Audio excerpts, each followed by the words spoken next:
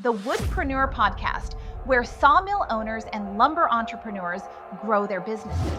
Every week, real stories from the timber industry, whether you're starting small or running a big operation. Subscribe for real stories and insights from the industry. Hello, and welcome back to a brand new episode of the Woodpreneur Podcast. I'm your host, Jennifer Alger, and today I have with me Christy Covington from Tree to Table PDX. I had the pleasure of meeting Christine at a WOW, which is Wood and Other Wonders, if I'm saying that correct, conference or outdoor event last year when we put together we did a wood miser demonstration, Urban Wood Network, and Special Olympics. We had Timber Joey come out and do some cutting on, and actually had him cut on the wood miser. And so it was a really fun time. I met Christine there and got to see some of her amazing work. She had it there at the outdoor event. And then she also had some in the inside store that's always there called the Urbanite. Am I saying that correctly? The Urbanite? Yes. They're in Portland. Super, super cool place to visit. If you haven't visited, go check them out. And so welcome, Christine. Welcome to the show. Thank you. Yeah, of course. So Christine, have you always made tables? Has this been a long time business? Tell me about your backstory. Okay. All right. Well, I was thinking about it. I took wood shop in the 6th grade rather than home economics. Oh, good for you. So there's this little thread that goes on through my life. And then when I was 15 years old, I applied for a YCC program, which stands for the Youth Conservation Corps. Okay. And so I was a Portland native, live in the city life in Northeast Portland. And I applied for that program because I wanted to get away from home and go do something for the summer. Yeah. And it ended up, I got chosen, and it was in Central Oregon, and it was for the Deschutes National Forest. And we got to work in the forest. I think there was about 20 of us between the ages of 15 and 18. And we did conservation projects. And I remember my very first project, we were cutting down juniper trees in the grasslands. And I remember thinking, this is so sad to cut these trees down, but how fun it was to use an axe. And I loved the work. And we started learning that really the reasons why we were doing it. And I started connecting the dots with the ecosystem and, the grasslands and how the trees were taking over in that case. I just fell in love with the forest, the outdoors. And so I kept seeking that throughout my youth. Also in high school, I took wood shop. I got an automatic A because I was the only girl. So that was great. But I see threads in my past that I would have never guessed until I started doing what I'm doing after I retired. So it ended up, I worked for the Forest Service. I had a 41-year career. Oh, wow. Yeah, it's just an amazing career. Yeah. And that's a whole podcast in itself, probably. But I was one of the very early first women firefighters, did that for several years. But what I really found myself drawn more to was community. Later on in the years, I would be on the overhead teams and work with the communities that were suffering from fire damage. Back then, we didn't see the devastation we're seeing now with communities and wildfires. Thankfully. Yes, it's changed a lot Yeah. throughout the decades. So, yeah, I fell in love with that. And then when I retired, my husband has a tree company here in Portland. And so the tree service company, they do removals and pruning and planting and all kinds of things. One of the things he deals with is trees that are dying, they're diseased, or they have a root rot. And so there's a whole removal process and a lot of trees that are getting removed in Portland. Portland is really known for all our trees. And every time a tree is removed, another one gets planted. But I always joke and call my husband a hoarder because he was hoarding logs in our backyard. And of course, they were hardwood logs like black walnut and specialty logs, and he had an eye for them. and an idea of slabbing, milling, slabbing, salvaging, but they were piling up in our backyard and nothing was really happening. But then when I retired, I thought, I kind of want to work with wood. And I just started in the backyard and doing some sanding and small pieces, making some charcuterie boards Fun. for friends and family for Christmas. And, What were you we what were were you breaking the locks down with? What were you slabbing them on? a wood miser. Okay. Okay. Yeah. I did not know that. So, okay, good. Yes. Good choice. So yeah, so we ended up moving all the logs to a commercial yard for the tree company and putting the wood miser there, and we started slabbing, stickering, um, and storing. And it's the air drying process is about a year per inch on the On those thickness of hardwoods. those Yes. slabs. And we started to put together a kiln inside a container, and we had the whole dehumidifying system, but we never really got that done. That was kind of one of the roadblocks in this idea of tree to table. So the idea was we go all the way from the tree that gets salvaged and do the entire process all the way to a finished product. And our thought was, tables, tables, tables, which we do, and all sizes, dining tables, conference tables, coffee tables, console, bar top, and you name it. We just do lots of tables, and live edge is our specialty. Mhm. And we try to keep as much of the um, naturalness of the tree. We don't do epoxy. Okay. Um, So the true character of nature, you're able to keep that in. mhm, Beautiful. mhm. Great. Yeah, and we learned to do like a oblong cut on our wood miser.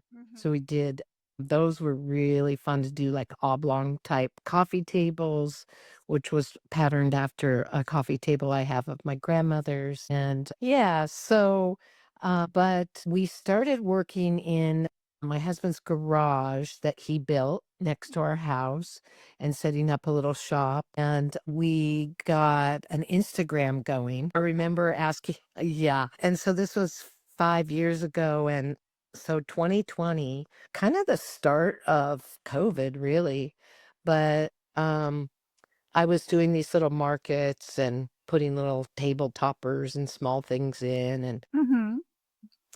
I had asked my son if he would do a Instagram for me, and he said, "No, not until I get a logo." And so I was, sketching my idea of a logo, and I was working at a little neighborhood market, and there was a lady across from me doing native plants. And we got to talking, and she asked me if I was on Instagram, and I go, "No, no, I'm not. I don't have a That's logo it." yet. Yeah, I don't have those. But lo and behold, she was a graphic artist.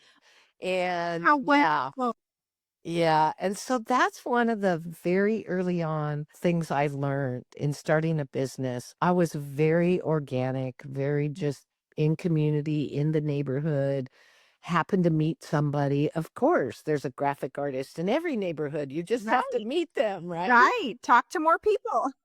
Yeah. So I gave her my sketch and she just nailed it. And I said, I want a brand. I want a circle around it because I'm going to brand. I had this idea of a branding iron for my logo on the boards. And so that all really came to be. And off and running, we went and started an Instagram. And then I always say we got discovered by Urbanite, which is a really wonderful store here in Southeast Portland, with over 50 showrooms, if you will.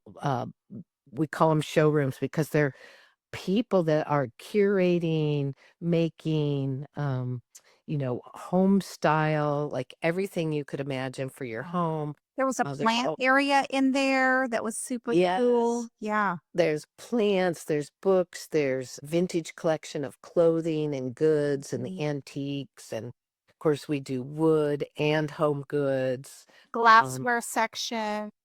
glassware, furniture, jewelry. I mean, It's an amazing store. And there's just wonderful people there. And I just started learning a lot Mhm. as I was going. And the woman, Rachel, who got me in there, she wouldn't take no for an answer from me because when she first approached me, I'm like, well, no, we don't have our whole process from tree to table in order yet. I still need to get my kiln up and going and Mhm. my big shop. And she's like, well, just come on in and get started. Well, there's And it sort of really forced me to really think. In a way, I put the cart before the horse. But when I look back, if I wouldn't have jumped in and done that, I'm not so sure where I would be. So it was like being in there required me to really just go for it and start figuring out, what do people want? yeah. And that was sort of really cool because had the courage to go in there not having any retail experience, Mhm. but just learning and going and doing. And with the help of, Rachel and other people there. And, my husband's daughter helped me very much in the very beginning with the home goods part because I Yep. wanted to stage the tables and It put is staged couches. beautifully. It is staged beautifully. I've been there. I loved it. Thank you. So I'm always on the lookout for pillows and blankets and Mhm. couches and It made it really um, pop. It made it feel like you could envision this being in your home, or in your office. So it was very well done. I was impressed. thank you. Thank Mm. you. And I always love to put flowers from our backyard. I'm actually intentionally growing flowers in our backyard now to bring in to the showroom. Yeah, and color. I love color. The other thing I want to mention is that I make a homemade bee butter. It's a wood conditioner for the wood, and it's like magic. Comes from our backyard bees, the beeswax, and then mineral oil, a food grade safe. And so we sell that in jars, and that's especially important for the charcuterie boards Mhm. because it's food grade safe. And people, they really like to take care of their charcuterie boards and their wood Right. products. Yeah, they're statement pieces. It's not just a dish that you put in the cupboard. You want to show it off, and you want it to shine. or Yeah. not be thirsty. Yes, exactly. Yes, and as we know, we work with a lot of black walnut, and black walnut will dry, Mhm.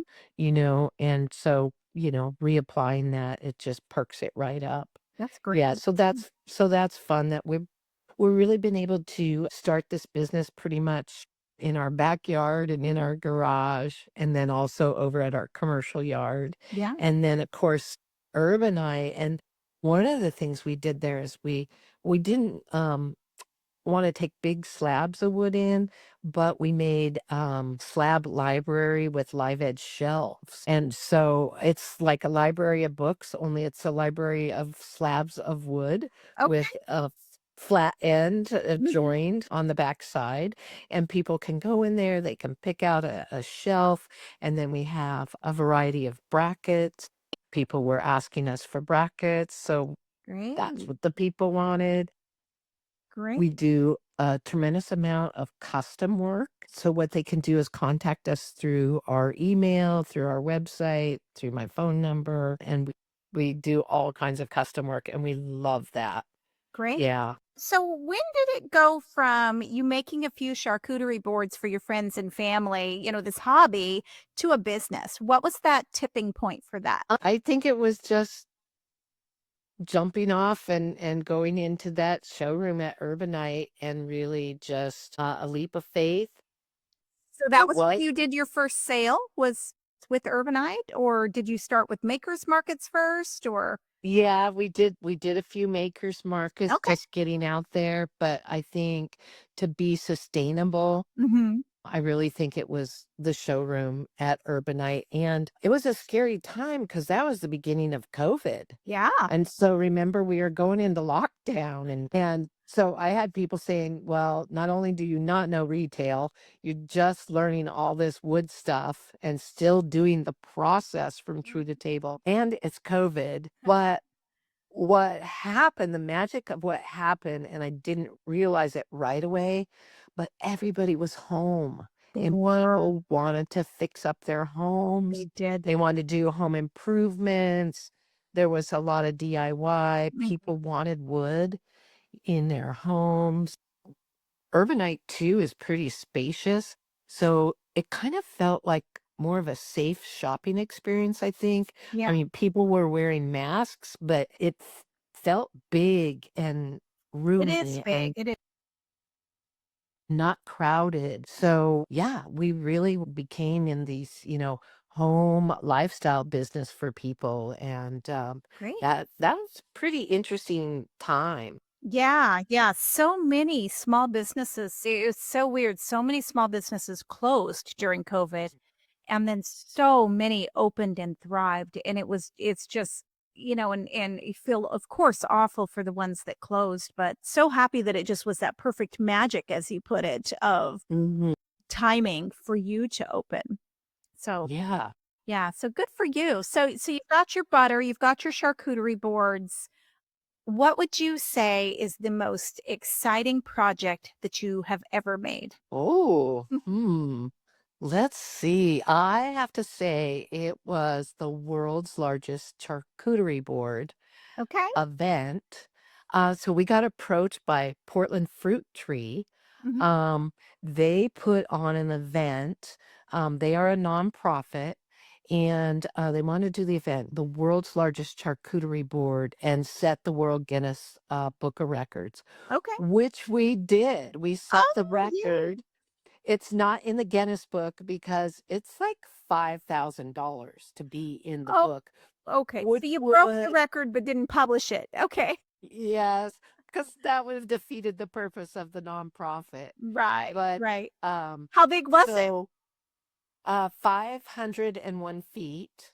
And of Okay. course, it was, boards end to end to end to end. Right. Okay. Um, But just a little pro tip for 2026, the fall, they're gonna do it again, Ah, and it's gonna be 1,000 feet this time. Gonna crazy. double it.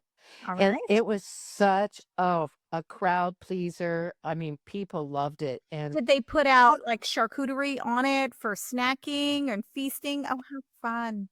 it was the most amazing charcuterie you have ever seen. The two gals that put this together, the event together, Mhm. and plus all their volunteers. I mean, it was phenomenal, the food donations they received. And also, I think Market of Choice was their sponsor. Mhm. And so they just had all this connections of people and places and things and cheeses and fruits and just amazing time. Very cool. We Very cool. yeah, Love it. my whole crew was involved in that, which that's something I really, really wanna mention. Yeah, you've mentioned we several times, and I know there's you and your husband, but he's also got his tree service. So who is the we? Yeah. So Curtis is focused on the tree service, and I'm really focused on the tree to table. And I have a team of 3 young woodworkers right now. I've had a series of young, mostly men, throughout these years. And it's just been phenomenal to watch them grow, the things they're learning. Every single one of them has different strengths and weaknesses, and it's been really incredible to mentor them. Right now, I think I have the best team ever, and I have Isaac, who's my lead operations, and then his brother Ezra has come in, and he is all behind the scenes now. Um, with our website, we have a beautiful website. I did my best, but let me tell you, he has taken it to a whole new level. We have an online site. Um, he's doing a newsletter. Behind the scenes of a small business, especially with social media, online Mhm. shipping, is really a lot. That in itself could be a full-time job. And for me, I want to stay more in community, working with people, kind of learning who's who, how can we help here, what can we do there, and that's what really makes us proud. And with our company, we're a little different. We're not like a one-man show or a one-woman show in a wood shop. We're like really out there trying to tie in with people, and even one customer at a time. We just love doing work for people in their homes. We do a lot of different types of work. Another one we're really proud of is Timberline Lodge. We just got through making some plaques for them for Friends of Timberline. We do laser engraving now, which is really cool. So we custom made these awards for the volunteers. But we do logoing for corporations, for gifts for their company. Yeah. Some of our clients have been Danner. We're at the Timberline Lodge gift shop. We're at the airport. Great. We're in the Ritz-Carlton. We're at Great. Soho House. So you've really gone from hobbyist to business. Congratulations. Yes. Way to go. What a great retirement. You're not just sitting around doing nothing. You are making it happen. That is super exciting. Very proud.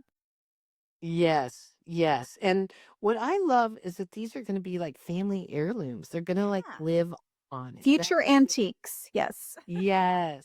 Yeah, I Yes. love that. I love that you're working with urban wood. My passion is urban wood. Well, and they're represented when I first met you. I was there with the Urban Wood Network in addition to Woodmiser, and so it's a big passion of mine just to see trees not go to the landfill, not get chipped, not get burned or mulched, but turn into amazing products by craftsmen such as yourself. And so that's a huge passion of mine to see that happen. So very kudos to you. Oh, and we do have an Urban Wood Network chapter in Oregon. You should connect. Yes. I'll get you some information because you'd be a great member, great advocate. It's very community based, collaboration over competition, and it's just a wonderful story. So Oh, I you love should that. definitely connect. We love collaboration and coordinating all of that. We just love it. Great. I can't tell you how many times I've gotten goosebumps by connecting with somebody. We were just at the Nest Fest doing a market. That's a Willamette Week special thing they do when they launch their magazine. There was a gentleman that we talked with, and he's doing a urban spa. Ooh. And and he's right here in North Portland, and he has 2 slabs, and we are gonna cut those to size for him. They need to be flattened because, there's so many people that have a slab in their garage. Right. They don't know what to do with it. They're gonna make a table, but it's twisted. We're gonna get that flattened and planed, sanded. We're gonna cut to size. We'll do some finish, Okay. probably a water-based protective, and then that's going to go into his urban spa, which is really fun project. And it's just like he's like, I needed to find you Yeah. kind of feeling. That's great. I love it. So you've mentioned Instagram several times. You've mentioned your website and how amazing it looks. So how will people find you? What is your Instagram? What is the website URL? How can people connect with you and find your amazing things? It's basically Tree to Table PDX. Okay. So you could Google that. It should take us to both the website, it's Tree to Table, dot PDX or PDX.com. Either one works. Okay. But the PDX is really important because there is another Tree to Table, and it's TO, Tree to Table. There's apparently one in San Francisco. Okay. And so yours is the number 2 then. No, TO. Okay, so Tree to Table PDX. So we need the Yes. PDX part on there to find you and your amazing butter. Yes. All right. And that's true for Instagram and your website, correct? Yes. Yes. All right. All right. Well, great. And then Thanks for sharing. also the showroom is 1005 Southeast Grand Avenue, Okay. right in Southeast Portland. It's between Grand and MLK, and there's a parking lot right in the back there.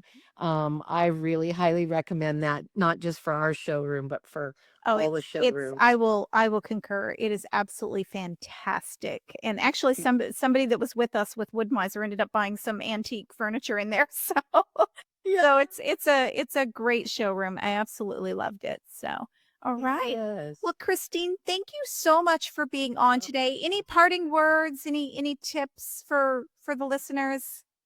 I'm just the amount of urban trees and the possibilities. I mean, I feel like we're just a drop in the bucket, what we're doing and exactly what you're saying, salvaging and repurposing and making wonderful things. And I hope that someday here in Portland, we have a really large scale effort of salvage and repurposing. Yeah, absolutely.